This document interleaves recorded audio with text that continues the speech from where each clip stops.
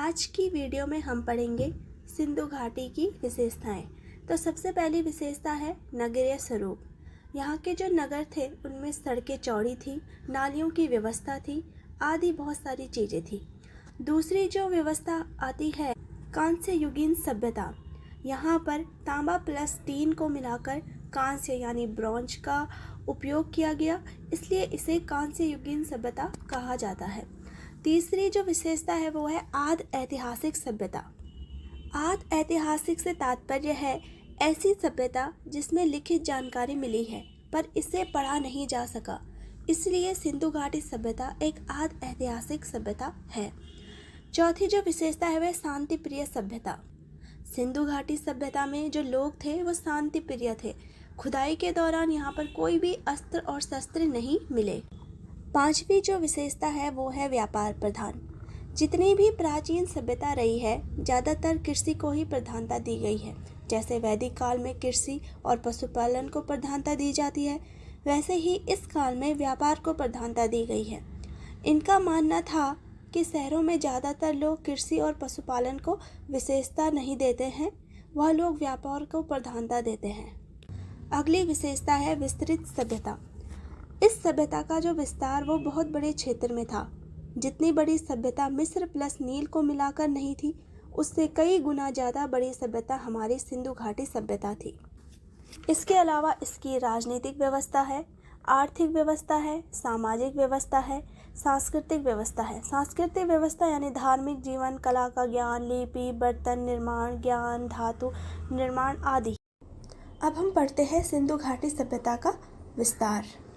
सिंधु घाटी सभ्यता का विस्तार भारत के उत्तर पश्चिम क्षेत्र में लगभग 13 लाख वर्ग किलोमीटर है। जैसे कि आप ये ऊपर मैप में ब्लू लाइन देख रहे हैं जो एक पिरामिड शेप बना रही है, तो इस पूरे क्षेत्र में सिंधु घाटी सभ्यता का विस्तार है। ऊपर से नीचे के क्रम में लगाए तो 1400 किलोमीटर और लेफ़्ट से राइट की ओर 1600 किलोमीटर में हमारी सिंधु घाटी सभ्यता फैली हुई है। जैसे कि ये पिरामिड शेप है, सबसे ऊपर है मांदा जो कि जम्मू कश्मीर में है, यह चिनाब नदी के किनारे है। फिर यहाँ से आलमगीरपुर, यह उत्तर प्रदेश में है, यह हिडन नदी के किनारे है।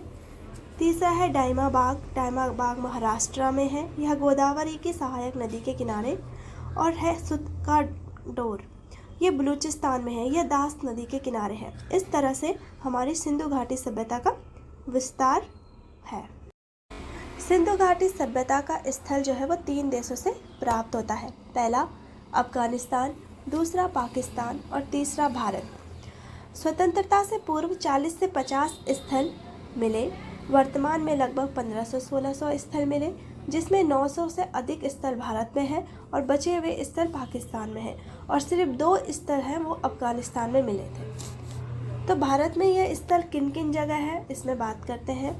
तो सबसे पहले जम्मू कश्मीर, फिर पंजाब, हरियाणा, राजस्थान, गुजरात, महाराष्ट्र और उत्तर प्रदेश, यहाँ पर स्थल मिले।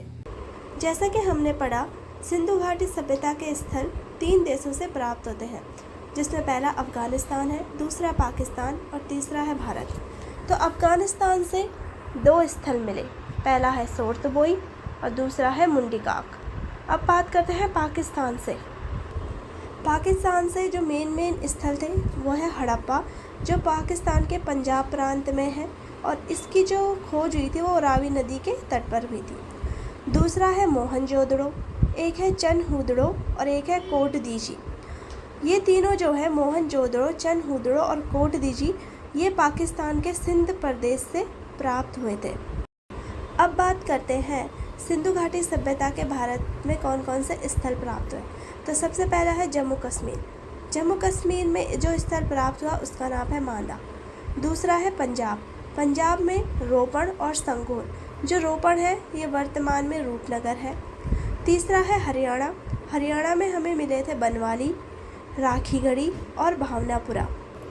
यहाँ से एक मेन पॉइंट आता है, यदि पूछा जाए सिंधु घाटी सभ्यता में प्राप्त सभी नगरों में सबसे बड़ा नगर तो वो मोहनजोदड़ो होगा। लेकिन यदि पूछा जाए कि भारत में प्राप्त सबसे बड़ा नगर कौन सा है तो वो राखीगढ़ी होगा, जो कहाँ है, हरियाणा में है। चौथा आता है राजस्थान। राजस्थान से प्राप्त हुए कालीबंगा और बालाथल। पांचवा आता है उत्तर प्रदेश। उत्तर प्रदेश से प्राप्त हुए आलमगीरपुर, संगोली और बड़गांव। छठवां आता है महाराष्ट्र। महाराष्ट्र से प्राप्त हुए डायमाबाद, यह गोदावरी की सहायक नदियों के किनारे है। और सातवां आता है गुजरात। गुजरात से हमें बहुत सारे स्थल प्राप्त हुए, लोथल, धौलावीरा, सुतकोटदा, रंगपुर, भगतराव और रोजदी। बात करें अगर स्वतंत्रता के बाद, तो भारत में सबसे अधिक स्थल हमें गुजरात में ही मिले थे। अब हम बात करते हैं सिंधु घाटी सभ्यता के प्रमुख स्थलों की, जिनके बारे में क्वेश्चंस पूछे जाते हैं। तो सबसे पहला है हड़प्पा। वर्तमान में पाकिस्तान के मोंटगोमरी जिले में पड़ता है, जो पंजाब प्रांत यानी पाकिस्तान में है। हड़प्पा जो है वो रावी नदी के तट पर है। इसके जो खोज करता है वो है दयाराम साहनी। इन्होंने 1921 में इसकी खोज की थी। और इसके जो मुख्य बिंदु है वो है अन्न भंडार, कांस्य दर्पण, श्रमिक आवास, R37 कब्रिस्तान आदि। दूसरा स्थल है मोहनजोदड़ो। यह पाकिस्तान के लरखाना प्रांत से मिला है। यह सिंधु नदी के तट पर है। इसके जो खोज करता है वो है राखलदास बनर्जी। 1922 में इसकी खोज की थी। ये इसके मुख्य बिंदु हैं विशाल स्नानाघर, कांस्य की मूर्ति, पुरोहित की मूर्ति, महाविद्यालय, एक श्रृंगी पशु की मुद्राएं। तीसरा आता है लोथल। यह जो है गुजरात के अहमदाबाद में स्थित है।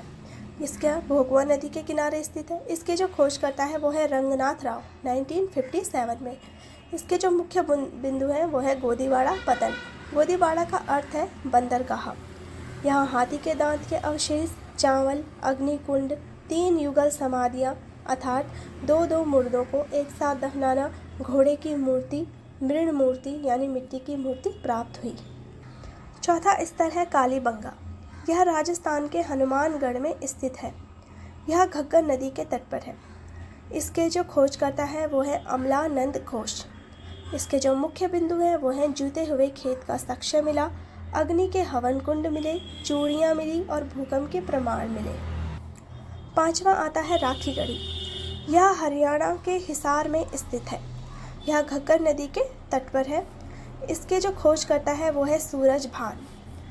भारत में स्थित सबसे बड़ा स्थल यह है। ताम्र उपकरण भी प्राप्त हुए हैं यहाँ से। छठवां है चनहूदड़ो। यह जो है पाकिस्तान के सिंध प्रदेश से प्राप्त हुआ था। यह सिंधु नदी के तट पर है और इसके खोज करता है अनेस्ट मैके एवं मजूमदार। इसके जो मुख्य बिंदु हैं, यहाँ कारखाना प्राप्त हुआ जो कि आभूषण का था। यहाँ से कंघा, लिपस्टिक, पाउडर, काजल आदि प्राप्त हुए। अगला है बनावली। यह हरियाणा के हिसार में स्थित है। यह सरस्वती नदी के तट पर है और यहाँ से मिट्टी के हल्के प्रमाण टेराकोटा यानी मिट्टी को जब आग में पका दिया जाता था उसे टेराकोटा कहते थे। अगला है रोपड़। वर्तमान में यह पंजाब के रूपनगर से प्राप्त हुआ। यह सतलज नदी के तट पर था। इसके जो खोज करता थे वो है यगदत्त शर्मा और यहाँ से तांबे की कुल्हाड़ी मिली। नवा है रंगपुर। यह अहमदाबाद में स्थित है। यह भादर नदी के किनारे से मिला और इसकी खोज करता थे SR राव। यहाँ धान की भूसी, ज्वार बाजरा के प्रमाण आदि मिले। और लास्ट है सुरकोटदा। यह गुजरात के कच्छ क्षेत्र से संबंधित है। यह सरस्वती नदी के तट पर है और इसके जो मुख्य बिंदु हैं वो है कलश संविधान की प्रथा मिली, घोड़े की हड्डी के अवशेष, तराजू आदि प्राप्त हुए। अब बात करते हैं सिंधु सभ्यता का पतन। सिंधु सभ्यता के पतन में सभी विद्वानों ने अपनी अपनी राय दी थी, जिसमें पहले थे अर्नेस्ट मैके और जॉन मार्शल। इन दोनों का मानना था कि बाढ़ के द्वारा सिंधु सभ्यता का पतन हो गया और सबसे सर्वाधिक कारण बाढ़ को ही माना जाता है। दूसरा चाइल्ड एंड व्हीलर के अनुसार विदेशी आक्रमण और तीसरा था फेयर सर्विस। इनका मानना था कि पारिस्थितिक असंतुलन के कारण सिंधु सभ्यता का पतन हो गया।